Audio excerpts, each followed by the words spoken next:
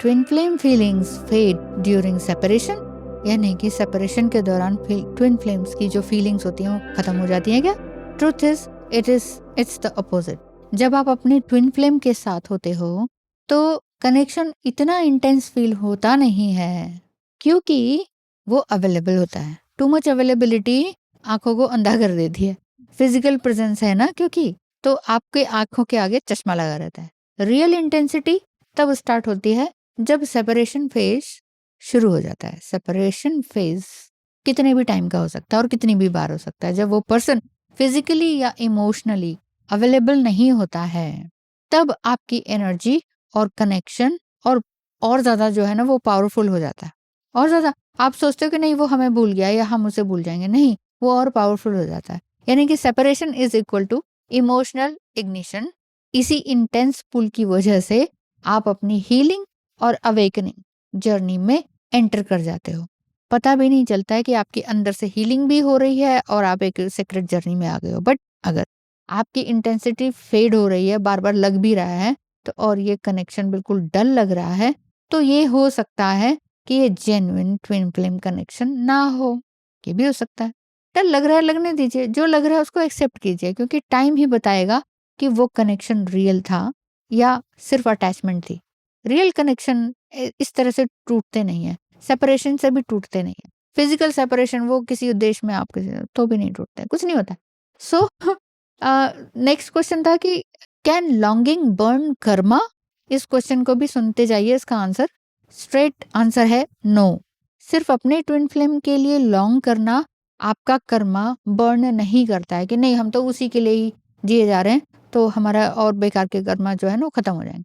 Longing energy का purpose होता है जेन्युइन ट्विन फ्लेम कनेक्शन में, जो कि इंटेंस लॉन्गिंग भी होती है और वो थोड़ा सेंसुअल, सेक्सुअल और स्पिरिचुअल एनर्जी का मिक्सचर होता है। और ये जो एनर्जी है आपके अंदर कुंडलिनी को एक्टिवेट करती चलती है, और जो सेक्रल चक्र है ना आपका, सेक्सुअल चक्र जिसे कहते हैं, उसको भी ओपन करती है। इसीलिए आपकी क्रेविंग भी होती है, और ये एनर्जी ही अवेकनिंग का ट्रिगर करती है। और इस लॉन्गिंग के थ्रू ही आप आंसर्स ढूंढने लग जाते हैं कि ये क्या है, क्यों है, क्या हो रहा है ऐसे।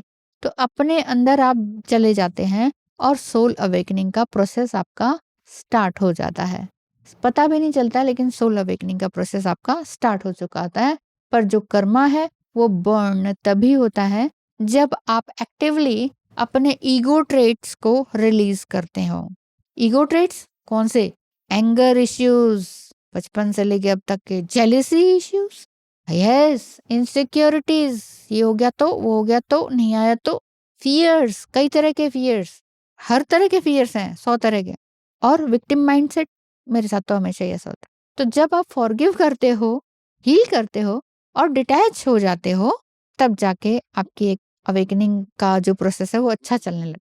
हीलिंग, टैरो कार्ड रीडिंग या रिलेशनशिप काउंसलिंग के लिए व्हाट्सएप नंबर पर मैसेज करें, फीस स्ट्रक्चर पता करें।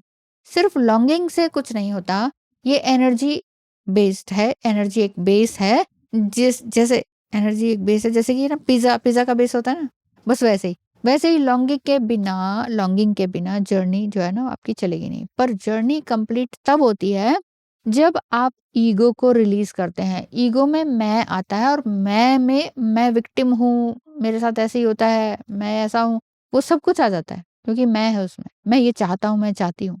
ये सिर्फ रोमांटिसिज्म के कनेक्शन को ही नहीं जोड़ता है ट्विन फ्लेम जर्नी।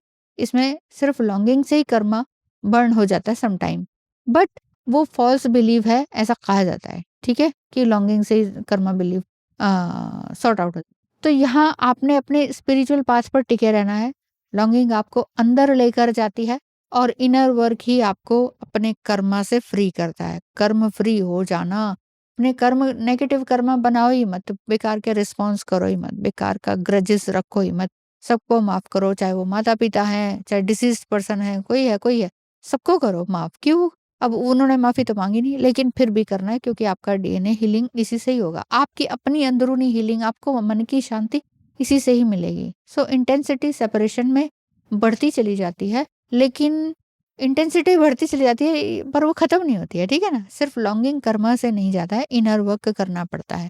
ठीक है, तो ये ऑल इन ऑल कंक्लूजन है कि ये जो जर्नी है सिर्फ और सिर्फ रोमांटिक जर्नी नहीं है, रोमांस है बट सिर्फ वही नहीं है, क्योंकि ये ट्रांसफॉर्मेशनल जर्नी है। जितना आप ईगो से दूर चले जाएंगे अपने, उतना ही आप अपनी सोल के करीब आते चले जाएंगे। आपकी सोल कहें या आपका पर्सन वाली सोल कहें, तो आते हैं। मतलब सारी बात क्या है कि आप ऑथेंटिसिटी में आ जाएं, आप अपने आप में आ जाएं, ट्रू टू योरसेल्फ हो जाएं। तो ये बात है, इस जर्नी को इसी तरह से समझें, ट्रांसफॉर्म होते चलिए, अपने विजन को बड़ा बनाते चलिए और अपना जो कुछ सोल पर्पस है उस पर ध्यान देते चलिए। वीडियो को लाइक करते चलिए, चैनल को सब्सक्राइब करते चलिए। टाटा बाय बाय, मिलेंगे कल फिर।